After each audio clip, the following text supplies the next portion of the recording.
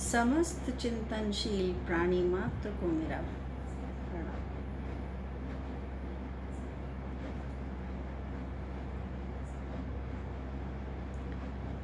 संसार में अक्सर लोगों को मित्र बहुत अच्छे लगते हैं। फिर वह मित्र भले ही आपको सही मार्ग न दिखा रहे हों, और मित्रता भी बहुधा तब तक बनी रहती है जब तक आपके मित्र के और आपके स्वभाव मिलते हैं, रुचियां मिलती हैं। जैसे ही आपकी रुचियां अलग होने लगती हैं तो आपकी मित्रता किसी और से हो जाती है। तो मित्र होने का अर्थ ये भी नहीं कि आप मित्र को या मित्र आपको सही मार्ग ही दिखाएगा। वो आपको अच्छा लग सकता है, उसका चेहरा आपको पसंद आ सकता है, उसकी बातें आपको पसंद आ सकती हैं, उसका साथ आपको अच्छा लग सकता है, परंतु वो आपके लिए अच्छा होगा जीवन में, ऐसा नहीं है।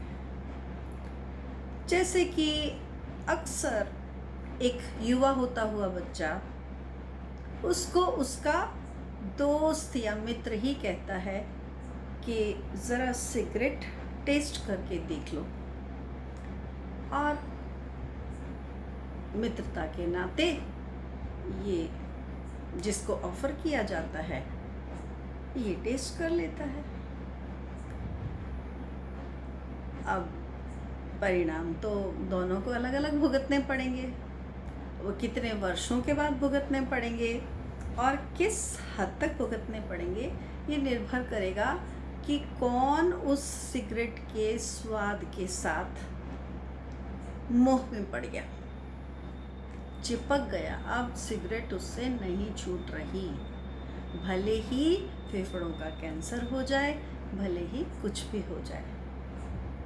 तो मित्रता सही मार्गदर्शन करेगी, इसकी कोई गारंटी नहीं है, परंतु गुरु हमेशा आपका सही मार्गदर्शन करेगा।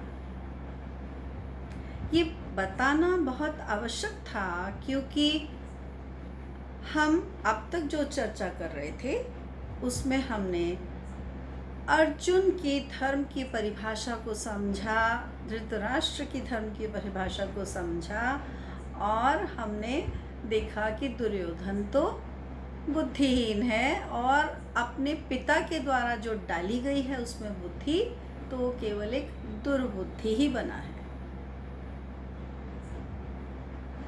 अब अर्जुन जो इस हालत में खड़ा है कि मैंने ये युद्ध न करने का निर्णय ले लिया है और ये रहा मेरा धनुष और बाण, और मैं युद्ध नहीं करूँगा, ऐसी घोषणा करके वो बैठ चुका है।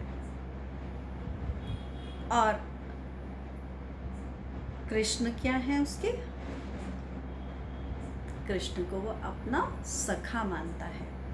कृष्ण की बुआ कुंती, बुआ अर्थात कृष्ण के पिता वासुदेव की बहन, और उनका बेटा है अर्जुन।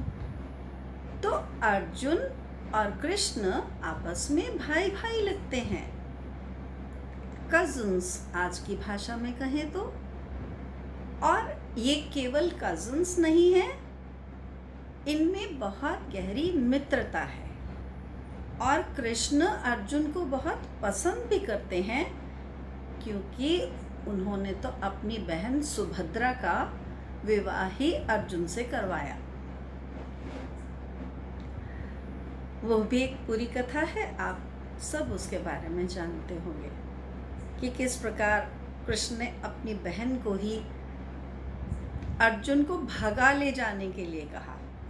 अर्जुन सुभद्रा को नहीं भगा कर ले गए थे, ये कृष्ण की एडवाइस थी, सुझाव था अपनी बहन को कि तुम रथ को हाँको ताकि अर्जुन पर कोई आरोप ना आए और तुम इसको भगाकर ले जाओ।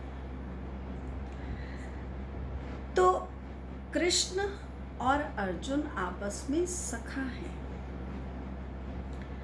परंतु ये कैसे सखा हैं, कैसे मित्र हैं? कुछ मित्र ऐसे होते हैं जो आपस में बहुत अधिक विश्वास करते हैं, अपनी सारी कमजोरियों को एक दूसरे के सामने रख देते हैं, अपनी अच्छाइयों को, अपनी बुराइयों को, कोई एक दूसरे से पर्दा नहीं रखते हैं। तो अर्जुन के लिए श्री कृष्ण भी ऐसे ही सखा हैं, जिनके सामने उसे सोचना नहीं पड़ता कि मैं कुछ छिपाऊं, कुछ बताऊं। इसलिए उसकी जो मनस्थिति थी युद्ध क्षेत्र में आने के पश्चात भी, उसने जस की तस श्री कृष्ण के सामने अपनी मनस्थिति को रख दिया कि मेरी तो इस समय ये हालत है और मैं ऐसा ऐसा सोच रहा हूँ। अब श्री कृष्ण का पहला वचन, उसके धनुष, अर्जुन के धनुष बाण रख देने के उपरांत जो पहला वचन श्री कृष्ण ने कहा, अपने प्रिय सखा को, जो रिश्ते में अब उनके जीजा भी हैं, न केवल कज़न हैं, बुआ के पुत्र हैं, बल्कि वो उनकी बहन के पति भी हैं।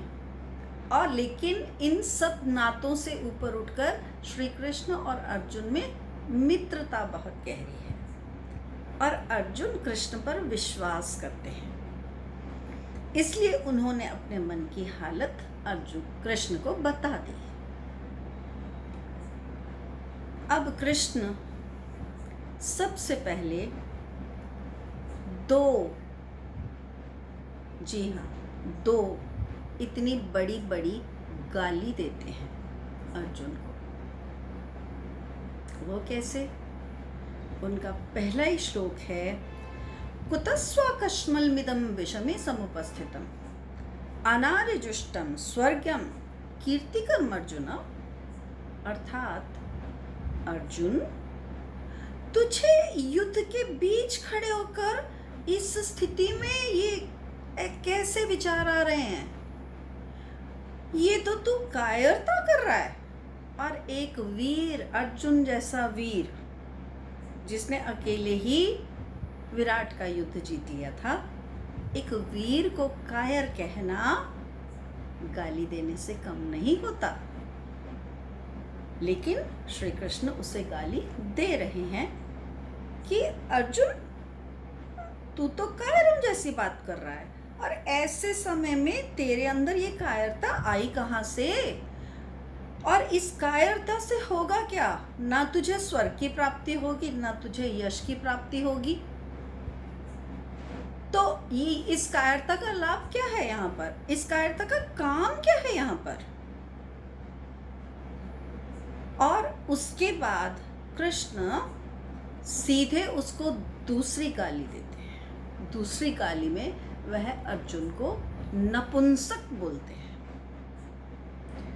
नपुंसक अर्थात जो करने योग्य ही नहीं। और यहाँ श्री कृष्ण का अर्जुन को नपुंसक कहने का तात्पर्य या भाव ये है कि तू युद्ध करने योग्य ही नहीं है। तो श्री कृष्ण कहते हैं, क्लैव्यम मा स्म गमः नैतत्वयमुपद्यते क्षुद्रम हृदय दौर्बल्यम त्यक्तोत्तिष्ठ परंतप। कहते हैं, अर्जुन, तुझे ये नपुंसकता कहाँ से प्राप्त हुई? ये तुझे शोभा नहीं देती। और तो अपने मन की ये जो क्षुद्र छोटी दुर्बलता है, ये जो छोटापन तेरे अंदर आ गया है, इस दुर्बलता को तू अपने मन से त्याग दे। और दुर्बलता को त्याग करके वह अर्जुन को परम तप से संबोधित करते हैं। परम तप अर्थात परम तपस्वी। अब तपस्वी आप कहें कि अर्जुन ने तो इतनी शादियां की थी, इतने विवाह किए थे, वो तो एक गृहस्थ का जीवन जी रहा था, तो वो परम तप कैसे हो गया? उसने कौन सा तप किया? तो इसीलिए कृष्ण का दर्शन समझने के योग्य है। कृष्ण दिखावे के तप को ढोंग कहते हैं, दिखावे की भक्ति को ढोंग कहते हैं। इसीलिए न तो श्री कृष्ण स्वयं सन्यासी का वेश धारण करके कहीं तप करने गए, आंख बंद करके एक साइड पर बैठकर काम को छोड़कर, और न ही उन्होंने ऐसा करने के लिए किसी को कहा, बल्कि बीच युद्ध के मैदान में जब अर्जुन उनकी इन 2 गालियों को सुनने के पश्चात भी फिर से कह रहा है कि अपने गुरु को मारना और अपने पितामह को मारना और इनके रक्त से सना हुआ जो भी राज्य मुझे प्राप्त होगा उसका भोग करना, उससे तो अच्छा है कि मैं भिक्षा का अन्न खा के जीवन निर्वाह कर लूं,